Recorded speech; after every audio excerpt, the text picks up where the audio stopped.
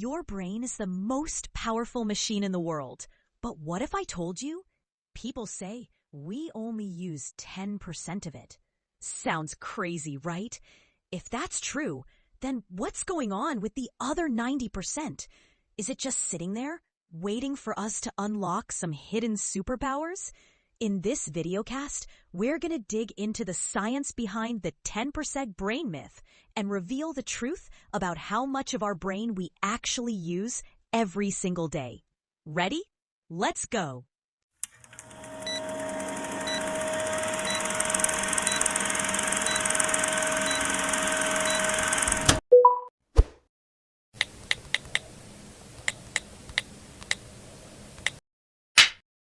Today we're examining one of those ideas that just seems to be everywhere in popular culture. You know, the one that we're only using 10% of our brain power and that the other 90% is just, well, untapped potential waiting for us to find the key. Yeah, it's a really irresistible promise, isn't it? This concept that, if you could just flip some kind of switch, Right. you'd suddenly unlock these superhuman abilities, perfect memory, learning things instantly, maybe predicting the future. Who knows? All without the hard work. Exactly. And you see that promise everywhere, don't you? Hollywood movies, self-help books, seminars. It's hugely influential. So our mission today is pretty straightforward. We looked at the sources, the research, the brain imaging data, the history, and we're going to figure out if this incredibly popular belief actually holds up to, well, scientific scrutiny.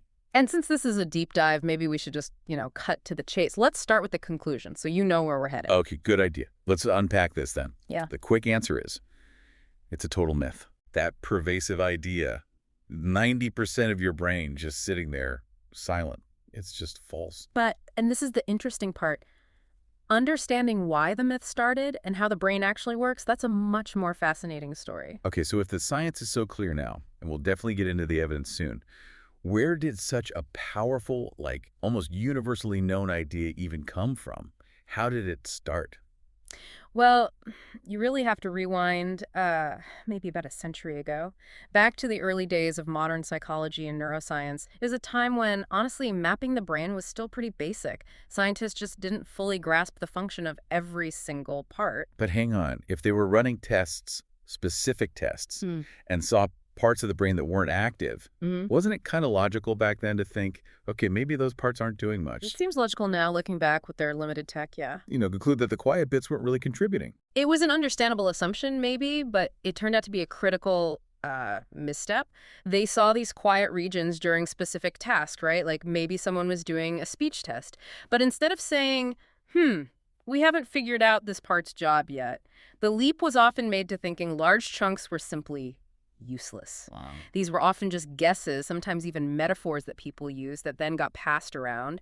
And eventually they sort of solidified into these unverified claims about huge inactive areas just waiting to be waken up. Wow. So it's like a classic case of a gap in knowledge getting filled by a really compelling story. Exactly. And once that story, the idea of secret, hidden potential got out there into the public mind, well, it became almost impossible to pull back. Okay. And this is where the modern science really comes in and sort of blows that old idea out of the water. We're way past just guessing now. We have solid data, amazing tools, and they completely contradict the 10% claim. We've kind of boiled it down to 4 key pieces of evidence that show this 10% thing is just wild bunk. Yeah. Right. Let's start with proof number 1, brain imaging. Or maybe we can call it the teamwork proof. Because now, thanks to these powerful, non-invasive tools, things like fMRI, PE scans, EEG, we can actually watch the brain working. We can map its metabolic activity in real time, see it in action. Okay, so when we do watch the brain with these tools, what percentage is actually active? Is it just 10%? Not even close. What they show is that whenever you do pretty much anything meaningful, I mean, complex problem solving, sure, but even basic stuff like breathing or seeing or listening, lots of different brain areas light up. They're not all firing at maximum capacity all at the same time, obviously, but they are active. They're working together, coordinating. There just aren't these vast silent deserts of unused brain tissue waiting around. That makes sense. And that connects directly to proof number 2, which is kind of the biological reality check for this myth, the energy cost. Yeah, the energy consumption argument. This is where evolution kind of weighs in. Just think about the numbers for a second. Your brain, it's only about, 2% of your total body weight? Tiny fraction. Right. Pretty small. Yet, and this is a kicker, it demands something like 20% of your body's total energy when you're just resting. 20%. 20%. That's, wow. 1/5 of all the calories you burn just existing. It's a huge, huge biological investment. Evolution just doesn't work that way. Yeah. It wouldn't sustain an organ that's 90% useless but still requires 1/5 of all your fuel. Mm. If 90% of it was genuinely doing nothing, natural selection would have shrunk it down ages ago to save that massive energy cost. Yeah. Every little bit has been optimized, kept, because it's functionally necessary. Okay, that's compelling. Proof 3, though, this one feels even more direct, maybe more sobering. Looking at what happens when the brain gets damaged. This is the brain damage studies proof, yeah. And it really highlights the flaw in the myth. Think about it. If large parts of the brain, like 90%, were truly just spare, unused reserve tissue... Then damaging those parts wouldn't be a big deal, right? Exactly. An injury, a stroke, hitting those silent areas shouldn't cause serious problems. You'd just be dipping into the reserve, theoretically. But that's absolutely not what we see in reality. Not even remotely. The tragic reality is that damage to even tiny, very specific brain areas, sometimes smaller than a coin, can cause devastating permanent loss of function. Like losing memory. Or speech. Memory, speech, the ability to move, your vision. It depends on the area. If only 10% actually mattered, we should be able to handle massive injuries to the other 90% and, barely skip a beat. The fact that a tiny blood clot in just the wrong spot can completely alter someone's life forever, it shows that pretty much every piece of brain tissue matters. Yeah, that really puts in perspective how fragile and essential every part is. Okay, so what about proof 4? This tackles the idea of the brain when we're not actively doing much, when we're resting or even asleep. We're still burning that 20% energy then, right? Absolutely. Even when you're completely still, maybe just lying on the couch, your brain is incredibly busy with vital background tasks. Our sources confirm this is prime time for crucial maintenance work, memory consolidation, things like storing memories from the day, regulating hormones, filtering out background noise, even cleaning out metabolic waste products that build up. So even when we're deep asleep, the brain's not really off. Far from it, especially during REM sleep, rapid eye movement sleep.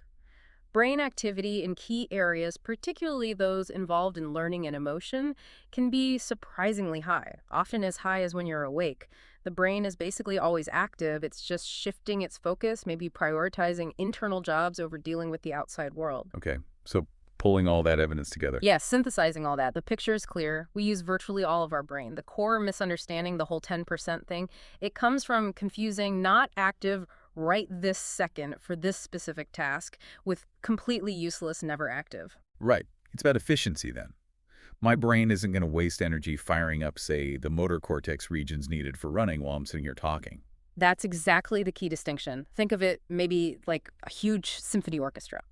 Every single musician, every instrument is functional. They're all needed to play the full range of music the orchestra performs. Okay, I like that. But they don't all play at once, right? They wait for their cue from the conductor. Precisely. If everyone just blasted their instrument at full volume constantly, it wouldn't be music. It would just be noise, chaos. Perfect analogy. The brain operates similarly. It orchestrates these specialized regions, bringing them online to handle specific tasks efficiently. When you're heavily using your visual cortex to, say, watch a bird fly, the parts responsible for, complex math or remembering childhood smells, they quiet down. They're on standby. They're not useless or redundant. They're just waiting for their cue, ready to contribute when that specific skill is needed. They're waiting for their specific assignment. Hmm.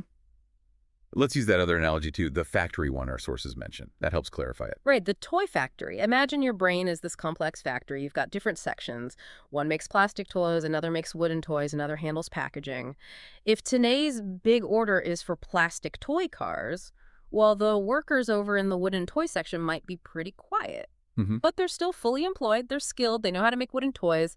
They're just waiting for the next order that requires their expertise. Their silence right now doesn't mean they're useless.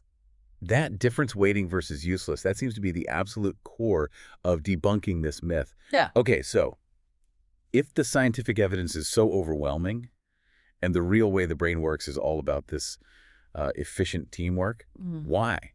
Why does the 10% myth still have such a powerful grip on our imagination? It just won't seem to die. Well, it taps into something really deep psychologically, doesn't it? We love the idea of hidden potential, of effortless improvement. The myth is just inherently attractive because it kind of externalizes potential. It whispers that maybe your shortcomings aren't really about needing more practice or discipline or focus. Right. It implies it's not your fault. It's just that you haven't found this secret key yet. Exactly. It suggests there's this simple internal lock. And if you could just find the key, boom, instant upgrade. It promises that sudden, almost magical leap in ability, which is, let's be honest, way more appealing than the reality of, years of slow, hard, incremental learning and making mistakes. That's the emotional core, I think. It shifts the focus from, I need to put in the work, to, there's something untapped inside me. And of course, that narrative is gold for certain parts of the media and the self-help industry. Oh, yeah. Movies like Lucy or Limitless. Exactly. They run with that idea. And marketing often uses that promise. Unleash your unused brain potential for massive success. It sells hope, the quick fix. So they're basically playing on that confusion between the brain needing to be efficient, turning parts off when not needed, and the idea that those parts lack capacity altogether. Absolutely. That's the scientific misunderstanding it exploits. People hear, not all parts active at once, and somehow translate that into most parts never active at all. Or they think using your full brain must mean firing every single neuron simultaneously at maximum power. Which would probably be more like a seizure than enlightenment. Precisely. Our sources are clear.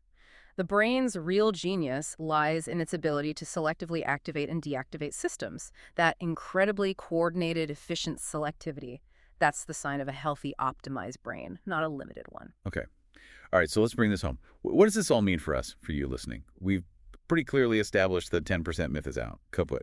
The reality is you're already using your incredibly complex, highly evolved brain pretty much all the time, every single day. And that's actually the good news, right? We don't need to find some mythical hidden switch. The path to improving our mental abilities isn't about activating supposedly dormant areas, because they're not dormant, they're functional and waiting for tasks. The real way to expand your potential is through, training. Strengthening the connections you already have, improving those pathways through focused learning, consistent practice, developing skills, and something we shouldn't forget, ensuring you get enough good quality sleep. That's when so much of that vital consolidation and maintenance happens. So it really shifts the whole focus away from chasing some secret internal key and towards appreciating and effectively training the amazing complex machine we already have between our ears. It really does. It puts the power back in our hands through effort and learning, not wishful thinking. And maybe here's something for you to think about after we wrap up. Since the evidence shows the real way to boost your mental potential is through training and practice, not magic, what's a complex skill or maybe an area of knowledge that you've been kind of avoiding lately? What's that underutilized worker in your own mental factory that's just sitting there, skilled and ready, but waiting for you to give it the order to start building something new? Now you know, the idea that we only use 10% of our brain is just a myth. In reality, almost every part of your brain is active and working, even when you're resting or daydreaming. So while you might not have hidden superpowers waiting to be unlocked, your brain is already doing incredible things you probably don't even notice. I'm glad you joined me in this videocast. If you enjoyed uncovering the truth, make sure to hit that subscribe button and stay tuned for more mind-blowing science explained in simple words.